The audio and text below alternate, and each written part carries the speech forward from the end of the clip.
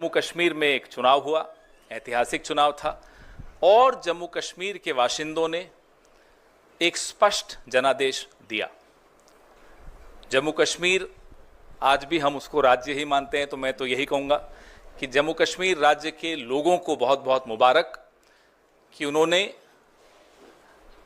इस चुनाव में बढ़ चढ़कर हिस्सा लिया और करारा जवाब दिया उन लोगों को जिन्होंने जम्मू कश्मीर को की इज्जत को रौंदने में कोई कसर नहीं छोड़ी थी। जैसा कि आप सब जानते हैं, पूर्ण राज्य का दर्जा छीनकर यूनियन टेरिटरी बनाना अपने आप में अप्रत्याशित था। हरियाणा में चुनाव हुआ जिसके नतीजे बिल्कुल अप्रत्याशित हैं और यहाँ तक कि यह भी कहेंगे कि अस्वीकार्य हैं। जिस तरह की शिकायतें लगातार आ रही हैं, अभी हम जयराम रमेश जी और मैं जिस कमरे में बैठे थे वहाँ भी लगातार शिकायतें हमारे नारनौल के कैंडिडेट राव नरेंद्र सिंह हो गए या पानीपत के कैंडिडेट हो गए, 3 जिलों से हिसार, महेंद्रगढ़, पानीपत, यहाँ से लगातार शिकायतें आ रही कि कैसे बैटरीज जो मशीन की थी वो 99% थी और जिन मशीनों की बैटरीज 99% थी उन मशीनों में नतीजा एक आया, हमें हराने वाला नतीजा आया, और जो मशीनें नहीं जिनको छेड़ा गया, जिनकी बैटरी 60-70% जो स्वाभाविक है होनी चाहिए थी, उसमें हम जीत रहे हैं हमारे कैंडिडेट। तो हम ये सारी शिकायतें इकट्ठी कर रहे हैं। हमारे कैंडिडेट्स ने वहाँ रिटर्निंग ऑफिसर्स को शिकायतें दी हैं और दे रहे हैं अभी, लेकिन आने वाले कुछ दिनों में ये सारी शिकायतें लेकर हम चुनाव आयोग में जल्दी ही जाएंगे और अपनी शिकायत वहां दर्ज कराएंगे। इस तरह का नतीजा कहीं भी धरातल पे नहीं दिख रहा था। आप लोग भी गए, हम लोग भी गए, सब घूम रहे थे। कोई ये नहीं मान सकता कि हरियाणा में इस तरह का अप्रत्याशित नतीजा आएगा। हम सब अचंभित हैं। ये अगर एक लाइन में इसको कहा जाए तो ये तंत्र की जीत है और लोकतंत्र की हार है। हम इसे स्वीकार नहीं कर सकते। मैं सिर्फ ये बात कहूँगा कि जम्मू और कश्मीर के जनता ने स्पष्ट जनादेश दिया है नेशनल कॉन्फ्रेंस और इंडियन नेशनल कांग्रेस के गठबंधन को। भारी बहुमत से उनको जिताया है। सरकार बनेगी, साझा कार्यक्रम होगा और पूरा प्रयास किया जाएगा। हम पीछे नहीं हटेंगे। इस गठबंधन सरकार की प्राथमिकता यूटी को फिर से पूरे राज्य का दर्जा मिलना ज़रूरी है और यही प्राथमिकता होगी। और भी मुद्दे हैं, विकास से जुड़े हुए मुद्दे हैं। साझा कार्यक्रम, दोनों पार्टियों के मैनिफेस्टो भी है, साझा कार्यक्रम भी तैयार किया जाएगा और एक पारदर्शिता से जवाबदेही और संवेदनशील सरकार ये गठबंधन जम्मू और कश्मीर की जनता को देगी। हरियाणा के संदर्भ में हमने चुनाव आयोग से आज दोपहर से लगातार शिकायत कर रहे हैं। उनसे जवाब भी आया है, उस जवाब का जवाब भी मैं दे रहा हूं और उसके बाद भी 3 या 4 ज़िलों से बड़े गंभीर शिकायत आए हैं। वो सब कल या परसों हम चुनाव आयोग के सामने पेश करेंगे। पर मैं फिर से दोहराना चाहता हूं, हरियाणा के चुनाव के नतीजे अप्रत्याशित हैं, आश्चर्यजनक हैं और इसको हम स्वीकार नहीं कर सकते क्योंकि ये लोकतंत्र की हार हुई है और तंत्र की जीत हुई है। इसके ऊपर मैं आज कुछ नहीं कहूँगा। जब हम सारे शिकायत इकट्ठा करके चुनाव आयोग से समय मांगेंगे, हम उम्मीद करते हैं कि वो समय हमें मिलेगा। कल या परसों तक हम उम्मीद करते हैं कि हम चुनाव आयोग के सामने एक विस्तार से जो अलग अलग ज़िलों से अलग अलग असेंबली कंस्टिट्यूएंसी से शिकायतें आई हैं। कुछ आज हमने इलेक्शंस कमीशन के सामने रखा था, पर और भी हैं और बड़े गंभीर मुद्दे हैं ईवीएम को लेकर, और जिस तरीके से एक माहौल पैदा करने की प्रयास की गई, दबाव स्थानीय अधिकारियों पर लाया गया, और जहां जिन जिन सीटों में हमारी हारने की कोई गुंजाइश नहीं थी वहां हम हारे हैं। मैं समझता हूं ये नतीजा लोक भावना के खिलाफ है, जो जमीनी हकीकत है, और सभी ने ये हकीकत को महसूस किया है। ये नतीजा उसके खिलाफ जाता है। सर, आपको नहीं लगता कि आप ये कह रहे हैं कि जम्मू कश्मीर के अंदर कोalition को मैंडेट मिला, लेकिन 38 सीटों में से कांग्रेस सिर्फ 6 जीत पाई है, 6 पे ही आगे चल रही है, आप लोगों के खाते में उतनी ही आई, वहाँ पर एज ए पार्टी आप लोगों को नुकसान हुआ है, और आपके जो कोalition पार्टनर्स हैं शिवसेना की तरफ से, जो उनकी सांसद है, उन्होंने कहा जहाँ पर भी कांग्रेस की बीजेपी से सीधी लड़ाई होती है वहाँ पर कांग्रेस उनको नहीं हरा पाती, अलायंस के साथ ही हरा पाती है। और हरियाणा में आपको लगता नहीं कि इन फाइटिंग का नुकसान हुआ? 16 आपके सिटिंग विधायक जो है वो चुनाव हारे हैं, उस पर क्या कहेंगे आप? हरियाणा के बारे में जो कुछ हमें विश्लेषण करना है ज़रूर हम करेंगे, पर पहली बात, हमें इलेक्शन कमीशन तक जो शिकायतें आ रही हैं अलग अलग ज़िलों से, वो पहुंचाना है। हमने क्या किया, क्या नहीं किया, गलती कहाँ हुई, इसका विश्लेषण ज़रूर होगा, इस पर चिंतन ज़रूर होगा, बहस ज़रूर होगी, एक समिति का भी गठन होगा। ये प्रथा रहा है कांग्रेस पार्टी में, और सबसे बातचीत करके ही ये विश्लेषण होगा। पर अभी विश्लेषण का वक्त नहीं है। अभी सबसे महत्वपूर्ण बात यह है कि हमसे जीत छीना गया है,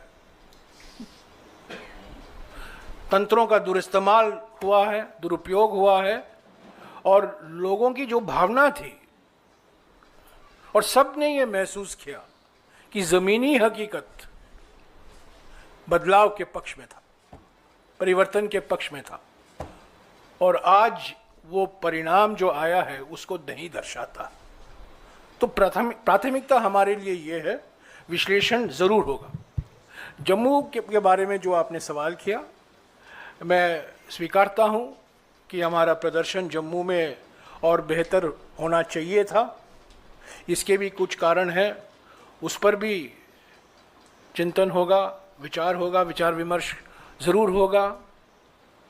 पर महाराष्ट्र में मैं याद दिलाना चाहता हूँ कि लोकसभा चुनाव में कांग्रेस पार्टी पहले स्थान पर थी, और गठबंधन का एक धर्म होता है, जो हमारे आपस की बात होती है हम एक दूसरे से बोलते हैं, मीडिया के द्वारा हम नहीं बोलते हैं। हम गठबंधन में हैं महाराष्ट्र में, उस गठबंधन को मजबूत करना हमारा कर्तव्य बनता है। हम कुछ नहीं कहेंगे हमारे गठबंधन के साथी दलों के बारे में, पर जो चुनाव के नतीजे आए हैं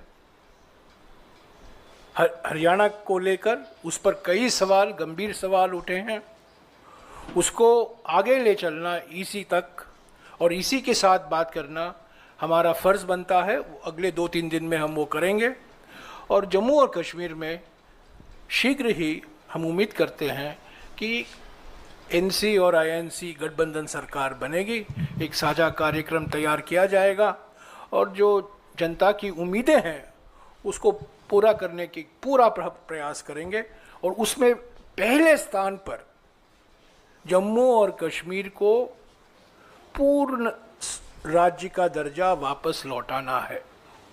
इसके लिए एनसी भी वचनबद्ध है और इंडियन नेशनल कांग्रेस भी वचनबद्ध है। इधर पवन ने जो कहा कि जम्मू कश्मीर में जो जो आपने फैक्टर्स गिनाए वो सब सही थे, उसके बावजूद एक लग रहा था कि आपकी clear road ahead to victory है जम्मू में, जहां पर बीजेपी बहुत डाउन एंड आउट थी।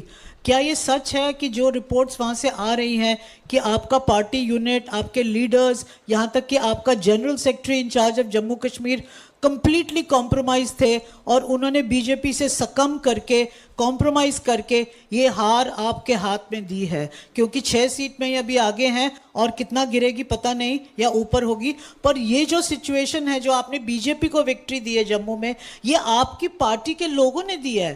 क्या इसे आप एग्री करेंगे? जैसा कि मैंने कहा, जीतें या हारें उस पर तुरंत प्रतिक्रिया देना ना केवल गलत होता है, वो प्रतिक्रिया सही भी नहीं होती। बिना विश्लेषण के, बिना सबसे इनपुट लिए, बिना सब कार्यकर्ताओं से बैठक करके उनके विचार जाने, मैं नहीं मानता कि इस तरह की किसी प्रतिक्रिया पर हम कोई मोहर लगा सकते हैं।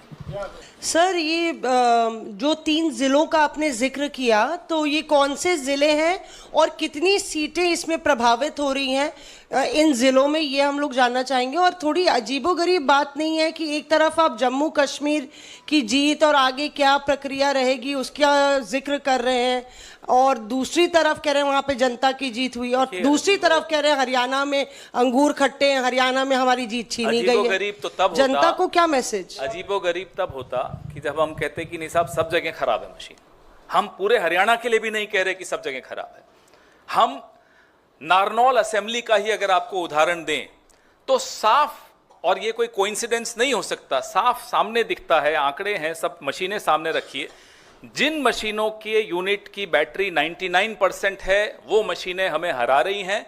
जिनकी बैटरी, और स्वाभाविक रूप से बैटरी कम होती है, 60-70% पे आई है, उसमें हम जीत रहे हैं। तो ये एक संयोग नहीं हो सकता। ना केवल नारनौल में ये बात है, पानीपत में ये बात है। आपने बोला कौन कौन से जिले, हिसार, महेंद्रगढ़, पानीपत, ये 3 में तो है, और बाकी जगहों से भी छुटपुट ऐसी शिकायतें आनी शुरू हुई हैं।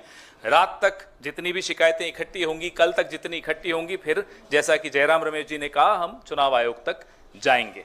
तो हमने कभी भी ऐसा नहीं कहा कि भाई पूरा ये सारी मशीनें खराब हैं। हम तो हरियाणा के लिए भी नहीं कह रहे कि सारी मशीनें खराब हैं, लेकिन जहां जहां हस्तक्षेप हुआ है वहां की बैटरी 99% है। आप मुझे बताइए, इतने दिन से मशीनें पड़ी हैं 99%, और सबकी स्टैंडर्ड, सबकी 99% कैसे हो सकती है? और जिनको नहीं छेड़ा गया उसमें कोई 60% है, कोई 70%, और ऐसा नहीं कि शिकायत दोपहर को हुई हो। मशीनें खुलने के वक्त ही हमारे कैंडिडेट ने शिकायत की थी, तब तो कोई रिजल्ट नहीं आया था। तभी राव नरेंद्र सिंह जी ने उसी वक्त शिकायत करनी शुरू कर दी थी, हमें फोन करना शुरू कर दिया था, तब रिजल्ट आना शुरू नहीं हुआ था। इनफैक्ट तब तो आप लोग बाहर जो हमें दिखा रहे थे कि रुझान हमारे पक्ष में चल रहे थे 70-71 सीट पे, तब भी हमने लिखित शिकायत हमारे राव नरेंद्र सिंह जी ने और पानीपत वाले कैंडिडेट ने करनी शुरू कर दी थी। सर, अब तक आपके पास जो तथ्य सामने आए हैं, क्या इस नतीजे पर आप पहुंचे हैं कि कोई सुनियोजित ढंग से कोई ईवीएम में गड़बड़ी की गई है? क्या आप ऐसा कोई नतीजे पे पहुंचे हैं कि कोई सुनियोजित ढंग से हुआ है ऐसा कुछ, या अभी उसमें देखना बाकी है कि ईवीएम में गड़बड़ी कोई बड़े पैमाने पर की गई है? भाई, अगर 99% बैटरी स्टैंडर्ड एक के बाद एक मशीनों पे निकल रही हो और उन्हीं मशीनों पे कांग्रेस का उम्मीदवार हार रहा हो, जिन मशीनों पे 60-70 स्वाभाविक जो होना चाहिए उतनी बैटरी, उसमें हम जीत रहे हो, तो आप बताइए सुनियोजित नहीं माना जाएगा तो क्या माना जाएगा? ये नतीजे सवाल खड़े करते हैं, और इन सवालों को ढूंढना हम सबका राजधर्म है। हम सबको इस लोकतंत्र को बचाने के लिए इन सवालों का जवाब ढूंढना चाहिए, आपको भी और हमको भी। आप समझे, ये साजिश समझे। जहां 99% बैटरी है वहां बीजेपी की जीत होती है, और जहां 70% के नीचे बैटरी है वहां कांग्रेस की जीत होती है। ये संयंत्र नहीं है तो और क्या है? 2 राज्यों के चुनाव हो जाने के बाद परिणाम भी आ गए हैं, तो ईवीएम को लेकर के क्या मत है आपके? यही तो बात कर रहे हैं हम लोग। चलिए सर, क्या लगता है कि 2-2.5 दिन का जो मतलब इन्वेस्टिगेशन होगा उससे कुछ निकल के सामने आएगा? हमारा जो काम है और जो कर्तव्य है, चुनाव आयोग के दरवाजे पे दस्तक देना, और तेज दस्तक देना ताकि आवाज आप सब तक पहुंचे, और उसके बाद जिम्मेदारी चुनाव आयोग की है इस लोकतंत्र को जीवित रखने की। आपने सुना होगा, कर्मण्येवाधिकारस्ते मा फलेषु कदाचन। हम अपना कर्म निभा रहे हैं, अपना धर्म निभा रहे हैं। शिकायत करना हमारा फर्ज बनता है और हमारा लोकतांत्रिक अधिकार भी बनता है। जो हमने देखा है 99% बैटरी, 65% बैटरी, ये सब मैं समझता हूं काफी आश्चर्यजनक बातें निकल कर आई हैं हरियाणा के चुनाव के संदर्भ में। और मैं फिर दोहराना चाहता हूं, ये आश्चर्यजनक नतीजे हैं, अप्रत्याशित नतीजे हैं और लोगों की भावना के खिलाफ ये नतीजे हैं। जो माहौल था, जो जमीनी हकीकत था, उस माहौल के खिलाफ है। मैं समझता हूं बीजेपी भी नहीं उम्मीद करती थी कि वो हरियाणा जीतने वाले हैं। जितवाया गया, जीते नहीं है, जितवाया गया। Sir, talking about Jammu Kashmir, one thing that has been the constant demand of National Conference is the restoration of Article 370. What will the Congress stand beyond that? Will the Congress support over there? Because the mandate that has come, it has come specifically for the National Conference, and this is one of their demands. So what will the Congress stand beyond Article 370 now? The mandate is for the Indian National Congress and an alliance with the National Congress. The political atmosphere in J&K was transformed after the Bharat Jodo Yatra. And that transformation had an effect on all political parties which were seen to be aligned with the Indian National Congress. So let's not underestimate the importance of the role of the Indian National Congress. The National Conference has scored a handsome victory. And we congratulate the National Congress. They are our ally. But to say that the Indian National Congress has not had a role in the transformation in the political environment in J&K in the last 2 years flies in the face of reality. The Bharat Jodo Yatra was a transformational movement as far as the politics of J&K is concerned. We should never minimize or underestimate the achievement of Mr. Rahul Gandhi in Jammu and Kashmir particularly, both in Jammu as well as in Kashmir. Our priority, you asked the question, our priority immediately, Mr. Gandhi has already said this in his election campaign, the Congress president has said it in his election campaign, our immediate priority is to restore full statehood to Jammu and Kashmir. It was downgraded to the status of a UT 5 years ago. It's never happened before in Indian history. It should not happen.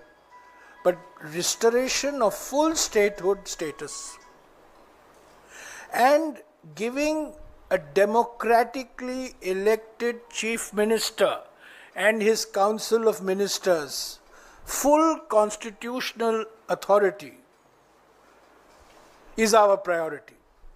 We don't want an alliance government to be at the beck and call of the LG. The LG cannot run Jammu and Kashmir anymore.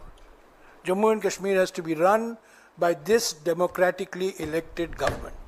Sir, that the Congress candidate from Jeend, his name is Bijender Singh, we just got his bite and he's stating he's lost the election by 32 votes. You were mentioning that a lot of elections have been lost in very thin margins. And while you also spoke about the foul play, he has said that this defeat is because of the independent candidate cutting his share. So that does... There could be different reasons in different areas. What the complaints that we've got and that we are getting are from 3 districts primarily. And then when we compile those complaints, we'll take them to the Election Commission. As I said, one size doesn't fit all. Different constituencies have different reasons for their victories or defeats. Sir अभी मैंने एक BJP के राष्ट्रीय प्रवक्ता का interview किया तो उनका कहना है कि जब कांग्रेस जहां जीती वहां ईवीएम सही होता है, जब वो हार जाती है तब कहती है ईवीएम खराब होता है। तो इस पर सर क्या कहेंगे आप? 2009 में अडवाणी जी ने एक किताब का रिलीज़ की थी, लॉन्च की थी, जो जीवीएल नरसिम्हा ने लिखी थी ईवीएम्स के खिलाफ, और उसमें पूरा टेक्निकली समझाया था कि ईवीएम्स कैसे गलत हैं। तो उनको कहिए पहले 2014 का रिजल्ट को ठुकराएं, रिजेक्ट करें, 19 को रिजेक्ट करें, फिर हमसे बहस करें आकर। The fact that the Congress did reasonably well, and now having all eggs in one basket, allowing infighting to take place, and are not really reading the writing on the wall that you have to have a house in order. If there was any lesson that was learned in 2024 was for Congress to be united and fight together. What was the reason? Because we saw Selja speaking out, we saw Huda there. Could you kindly explain to us why the Congress has shot itself on its foot? The writing on the wall was the Congress will come back to power. That was the writing on the wall. That has been deliberately erased. The writing on the wall was very, very clear to anybody who was willing to read the writing on the wall. Why did it happen? But there are people who are experts in replacing walls. They just replace the wall. Or machines. Or in this case, machine. So I have already explained, I don't think you were there when I was explaining, that as far as the results are concerned, Haryana result, our first priority is to collate, consolidate all the complaints that have come from candidates from the 3 districts today. There will be other complaints, and we hope to submit this to the Election Commission tomorrow evening or day after. That is our immediate priority. Simultaneously, of course, we will sit and introspect why the result went the way it did. It was everybody's expectation that the Congress would win comfortably in Haryana.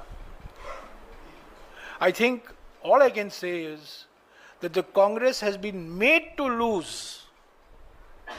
Congress has not lost. Congress has been made to lose in Haryana. And you have not heard the last of the Haryana result.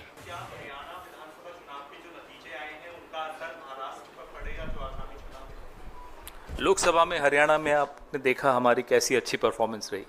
कभी भी किसी एक नतीजे को दूसरे नतीजे से तुलना नहीं करनी चाहिए। यही हम सीखे हैं पिछले 20-25 साल। बिल्कुल नहीं, जोश बढ़ गया है। हमारे कार्यकर्ताओं में रोष भी है, गुस्सा भी है, और हमारे समर्थकों में भी पूरा रोष है। अगर कोई ये सोच लेता है कि हमारे हाथ से जीत छीन सकता है, तो आने वाले चुनावों में उसको जवाब मिलेगा। Thank you.